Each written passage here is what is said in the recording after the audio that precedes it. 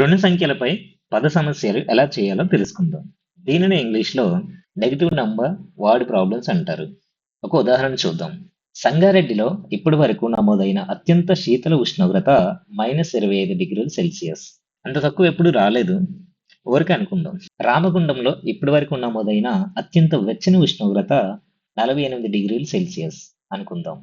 ఇప్పటి వరకు నమోదైన అత్యంత శీతల మరియు వెచ్చని ఉష్ణోగ్రతల మధ్య ఎన్ని డిగ్రీల తేడా ఉంది?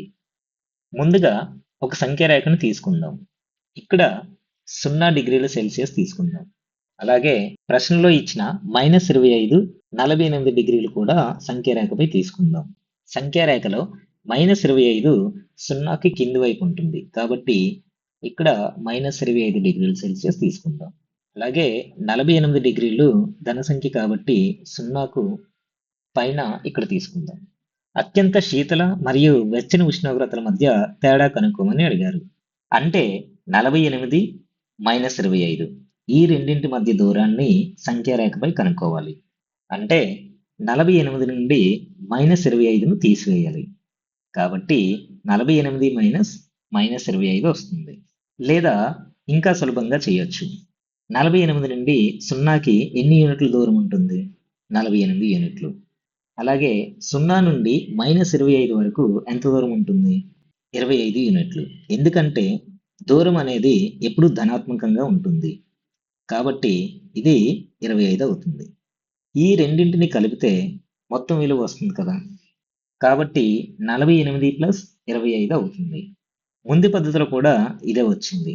48 -25 చేస్తే -ప్లస్ అవుతుంది కాబట్టి 48 + 25 వస్తుంది.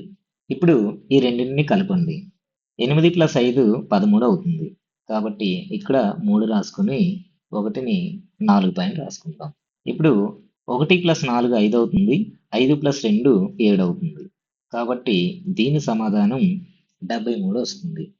కాబట్టి 48 + 25 73 డిగ్రీల సెల్సియస్ అవుతుంది. అంటే ఇప్పటి వరకు నమోదైన అత్యంత శీతల మరియు వెచ్చని ఉష్ణోగ్రతల మధ్య 73 డిగ్రీల తేడా ఉంది. ఇంకో ఉదాహరణ చూద్దాం. ఒక పరీక్షలో ప్రతి సరైన జవాబుకు 5 మార్కులు కలుస్తున్నాయి. అలాగే తప్పు జవాబుకు -2 మార్కులు ఇవ్వబడ్డాయి. రాధిక అన్ని ప్రశ్నలకు జవాబులు రాయగా 10 సరైనవి మరియు 30 మార్కులు వచ్చాయి.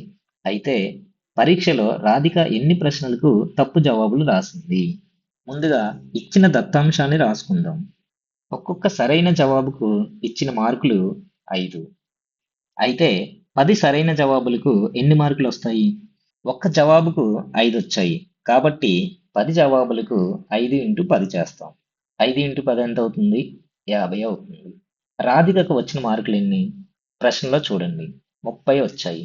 ఇక్కడ జాగ్రత్తగా గమనించండి. రాధిక 10 సరైన జవాబులు రాసింది కాబట్టి 50 మార్కులు రావాలి. కానీ రాధికకు 30 మార్కులే వచ్చాయి. మిగతా 20 మార్కులు ఏమయ్యాయి? తప్పు జవాబుల్లో పోయాయి. కాబట్టి తప్పు జవాబులకు పోయిన మార్కులు ఎన్నంటే 30 - 50 చేస్తాం. దీని సమాధానం -20 అవుతుంది. ఇక్కడ మార్కులు కలిస్తే ప్లస్ రాస్తాం. 20 మార్కులు పోయాయి కాబట్టి -20 రాస్తున్నాం. మళ్ళీ చూడండి, రాధిక 10 సరైన జవాబులు రాసింది కాబట్టి 50 మార్కులు రావాలి. కానీ 30 మార్కులే వచ్చాయి. అంటే 20 మార్కులు తప్పు సమాధానాలకు తీసివేయబడ్డాయి. కాబట్టి -20 అని రాసుకున్నాం. ఇప్పుడు ఒక్కొక్క తప్పు జవాబుకు ఎన్ని మార్కులు ఇచ్చారు? ప్రశ్నలో చూడండి, -2 మార్కులు ఇచ్చారు. రాధికకు తప్పు జవాబులకు -20 మార్కులు వచ్చాయి. అంటే రాధిక ఎన్ని తప్పు జవాబులు రాసింది? -20/-2 చేయాలి. ఎంత అవుతుంది? 10 అవుతుంది. అంటే రాధిక 10 ప్రశ్నలకు తప్పు జవాబులు రాసింది. ఈ వీడియోలో మనం ఏం నేర్చుకున్నాం?